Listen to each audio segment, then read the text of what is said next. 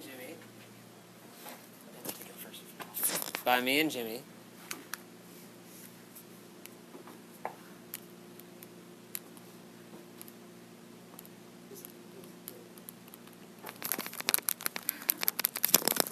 By me and Jimmy.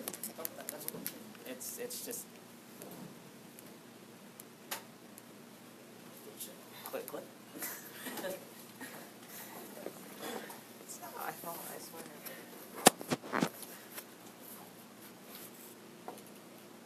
Let's see, you can throw me that mouse. I was using to reset the timer.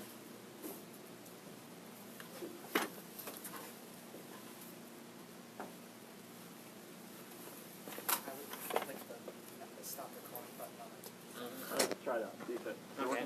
Me and Jimmy. Cool. Yeah.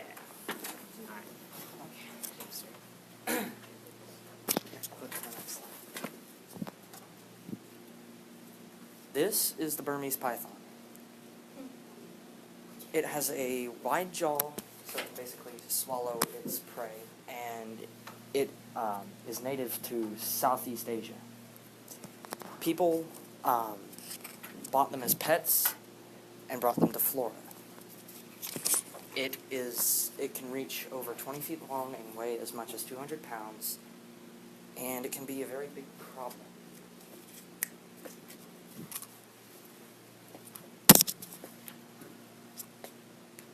Okay, so the history of it is it's pretty much invasive to Florida. It's been there since the early 2000s, and people got it whenever it was like maybe this big, foot long, and it got way too big. So they just dumped it in rivers, that or they misplaced their tanks and storms happened, and so dumped them into the wilderness. Okay, you wouldn't think this was a big problem. I mean, other than the fact that they get 20 feet long. Southeast Asia, where they're native, Florida is very close to that, which allows the Burmese python to thrive. The only bad thing about that is that they want to eat everything. They eat dogs, cats, alligators, deer, anything. That's not good because it's destroying Florida. Mainly the problem is in the Everglades.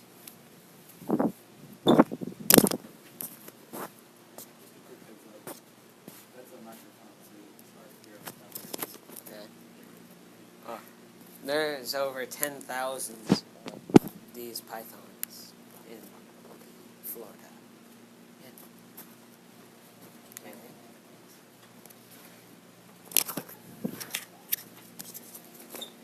Okay. So, most solutions are either safe capture and removal. That is the Burmese Python Patrol. They go in, they take the snake, they try and tire it, so that way they can catch it and relocate it. They either take it to a lab, so that way they can test it or whatever, or they put it in another place. This isn't too efficient, but another one is trapping. Trapping, they have created a special trap with 2 levers that only traps the Burmese python because it's 18 to 20 feet. This way, native snakes don't get harmed or set the trap off, not allowing another snake to get trapped. And they also have detector dogs that go and sniff out the snakes and kill them. But that is a bit dangerous for the dogs. Also, someone came up with the idea of killing off all the food sources, so that way the snake can't eat. The only problem with that is the snake's already doing that.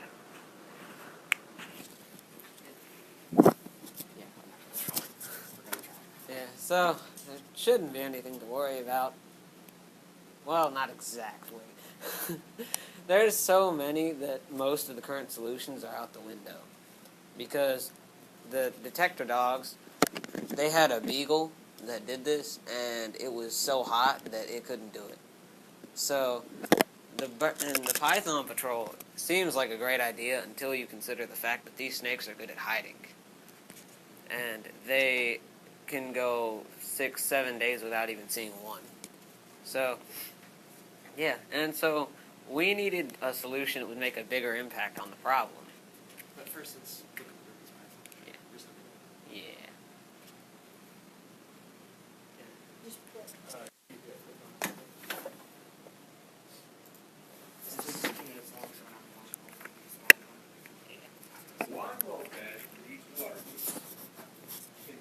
marathon in the Florida Keys.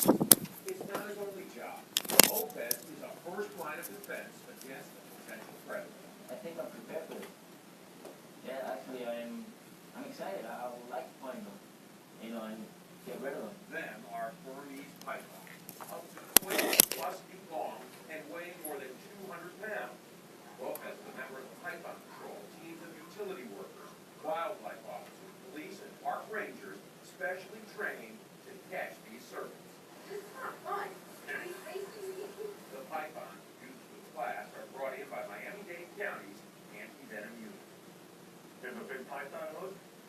Pythons are non-venomous, but as I found out during my training, they have no problem coming after you.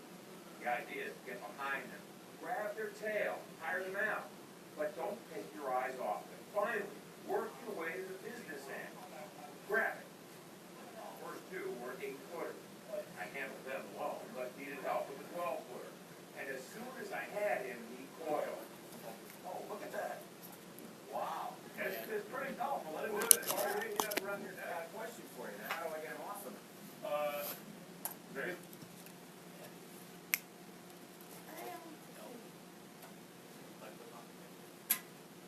Here.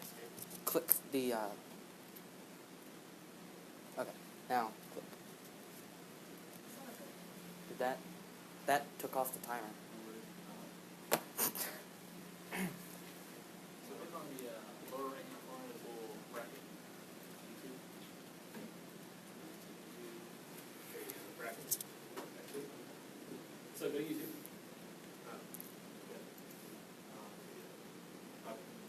There you go.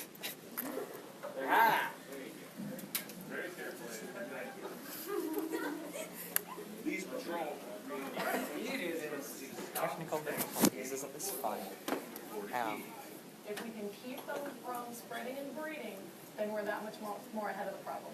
This mess got started while my experts say when python owners realized their pets had suddenly grown too big to handle and dumped them in the Everglades. So to the moment here, the python population exploded. An estimated 30,000 live in the glades. Last year, got it.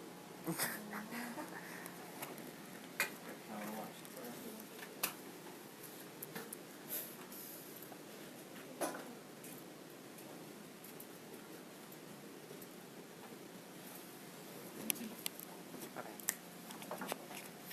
So our solution. Me and Dominic were talking, and we decided to come up with a biochemical that acts like a poison.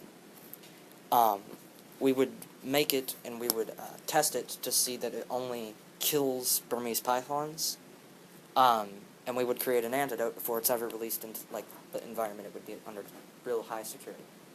The antidote would be for two reasons. One, if it actually does harm anything other than the Burmese python, then we would shut it off. And two, if we need Burmese pythons, like the population is way too low in case of any ecosystem failures, again, we would shut it off so that way everything is returned to normal. We would release this into the water system, allowing it to go, through the water cycle. And whenever either a Burmese python soaks up water or bites an animal that has drank the water, that animal wouldn't be affected by it, but it would be dormant until the Burmese python bit it and ate it or whatever. It would be a slow-acting poison that basically kills the Burmese python over time, allowing it to reproduce and that poison to be inside the young. It may take some time, but it would be more efficient than some of the solutions today, as most of them only target one area.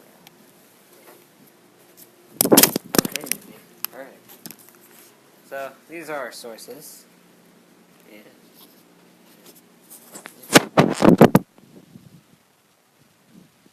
Yeah.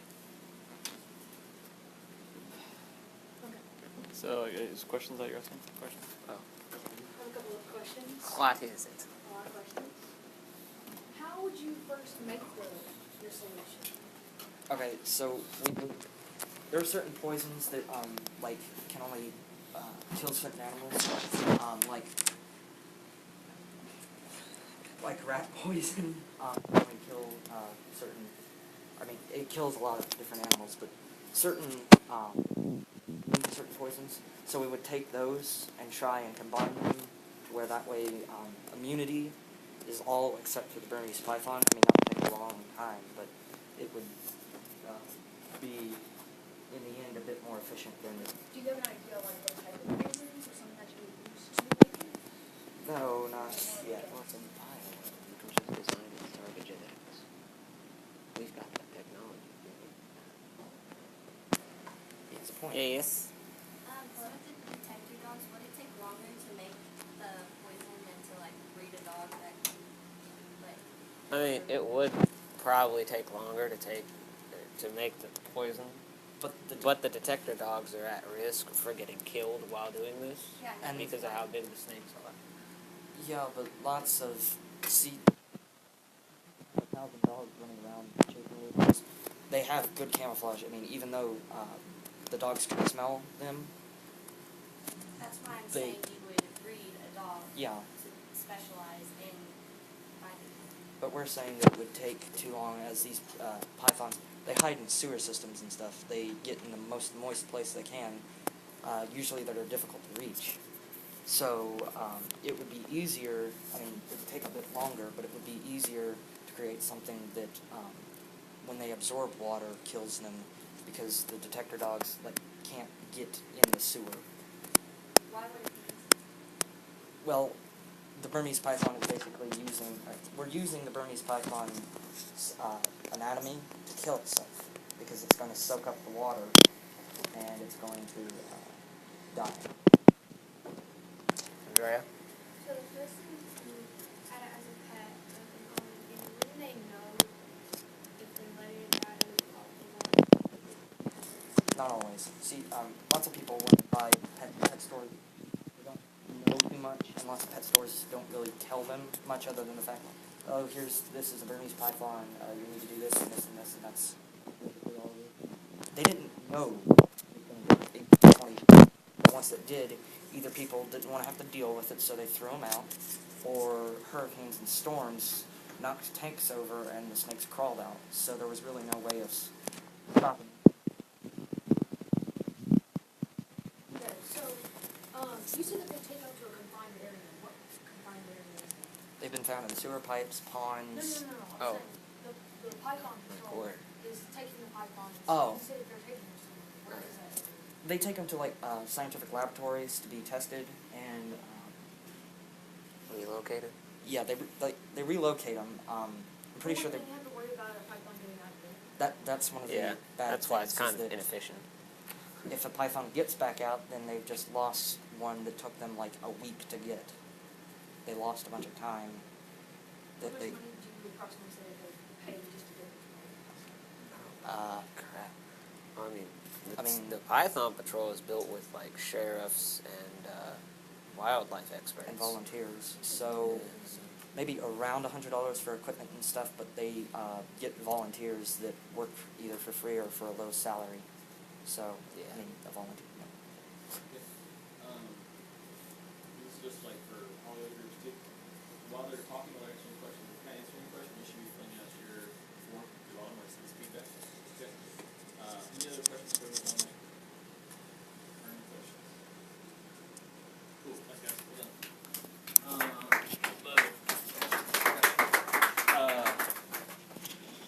So while we're getting the next group pulled up, you should be filling out the form for them, and I'll be giving those forms to everybody on Friday. Be sure to get your feedback in there for each individual and the group as a whole. Go ahead and pull. Camden, you're up, dude.